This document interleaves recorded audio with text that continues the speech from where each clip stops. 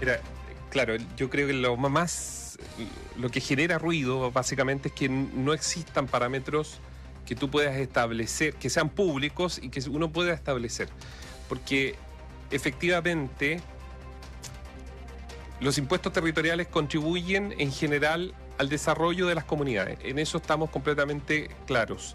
El problema de esto es que quienes están pagando normalmente estas contribuciones terminan siendo personas de adultos mayores que han pagado impuestos durante toda su vida, desde el impuesto al crédito porque compraron a través de un crédito de un banco, ¿no es cierto?, porque pagaron los impuestos para inscribir, pagaron todos los impuestos. Y más encima cuando tú tienes la titularidad, cuando ya estás en una cierta edad, con unas jubilaciones que son mucho más bajas que el sueldo, y eso va a ocurrir y en todas partes del mundo ocurre, pero va a ocurrir siempre, que de ahí te saquen una parte, porque esto ha venido galopante. O sea, por ejemplo, estábamos viendo acá datos que exhibió de hecho el Mercurio hoy, comunas como Las Condes, por ejemplo.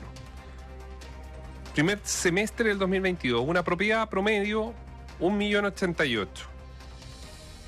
La estimación para este año, y esto para que se haga una idea, va a subir a 1.622.000 pesos, o sea, 400.000 pesos más. Pero mira, por ejemplo, en La Pintana, estos son promedios, porque no son, sí, hay distintas variaciones. Pero en La Pintana, primer semestre 2022, 942.951 pesos. Y la estimación para 2026 en la comuna de La Pintana es de 1.663.609 pesos. Pero hay algo más. Hay algo más. Porque resulta que está... Los que le ha tocado enfrentar esto lo van a saber, la llamada sobretasa. Hay propiedades, personas que tienen propiedades grandes, que tienen además que pagar no solo la contribución, sino una sobretasa que les fija el Servicio de Impuestos Internos. Que en algunos casos, bueno, ahí están los abogados, los tributaristas, los contadores que ayudan a ver cómo esta carga se puede repartir, pero lo cierto es que también, además de esto, desde si la memoria no me falla, el 2021, está la sobretasa que se debe pagar. Claro, en ese punto yo me quiero detener un poco porque hay que considerar qué ocurre entonces si yo me atraso con el pago de estas contribuciones.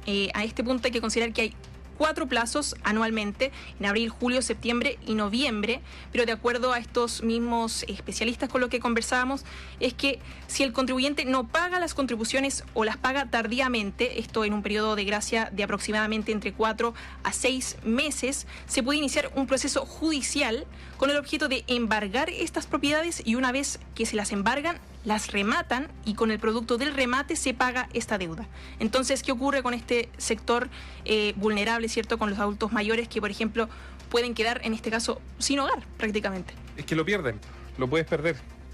O sea, si después de toda una vida pagando. Es que, bueno, lo que pasa es que esto es una forma también de... No voy a decir cómo lo iba a decir porque puede sonar muy fuerte, pero te obligan... Yo conozco casos, te dan, no acá en Santiago, sino en regiones, que te obligan a irte del lugar donde tú criaste a tus hijos, donde tú te desarrollaste tu entorno, tu familia, tus amigos. Y conozco un caso que incluso tenía las cenizas de su familiar ahí y tuvo que deshacerse de la propiedad, venderla, porque la carga del pago de las contribuciones era con una enormidad. Estamos hablando de personas de sobre 70 años. Entonces, tú no les puedes pedir que esas personas salgan a trabajar, ¿para qué? Para pagar las contribuciones después de haber pagado impuestos durante todo. Yo creo que esto es un tema de debate. Efectivamente, quienes pueden o tienen propiedades y generan flujos con esas propiedades, pueden pagar. Si nadie aquí... Esto no es el populismo, no es que no. Yo creo que acá es el caso a caso. Porque en Ñuñoa, acá en la radio, han venido personas de Ñuñoa, por ejemplo, que empezaron a pagar contribuciones del año 2015-2016 después de la última reforma tributaria. El 2013 me parece que el Servicio de Impuestos Internos hace un reevalúo fiscal. Desde ahí en adelante empiezan los problemas.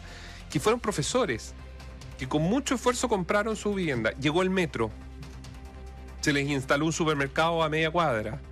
Todo eso hizo que su propiedad entrara subiera un régimen del cual ellos tenían que terminar pagando por semestre, creo que eran 400, ya no recuerdo si eran 400 o 600 mil pesos.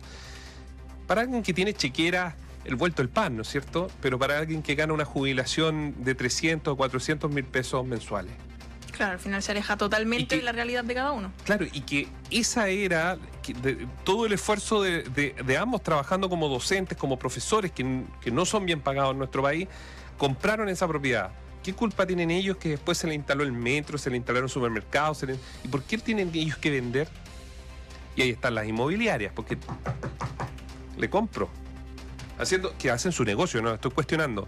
Pero finalmente a ellos los terminas obligando a dejar el lugar donde está su sueño, donde construyeron su vida, donde están sus recuerdos. Es muy complejo el tema, porque por el otro lado también los municipios necesitan los recursos. Claro, ahí ese punto también, en conversación con economistas, decían como un llamado, como una ayuda, es a planificar su situación financiera ya, porque este aumento del impuesto territorial va a ser constante. Mira, nos llenamos de historias. Señor, tengo 80 años y me tuve que cambiar porque mis contribuciones subieron a más de 400 mil pesos cada contribución, que en general son 2 al año.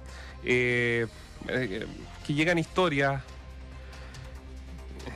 otras historias, por ejemplo, de personas que tienen un mini market o un negocio que no tienen flujo, o sea, no son de caudales abultados de dinero, no es un supermercado, y que les suben las contribuciones por tener negocio, les pasan la propiedad como local comercial, y que obviamente eso merma absolutamente los ingresos que finalmente les deja el minimarket.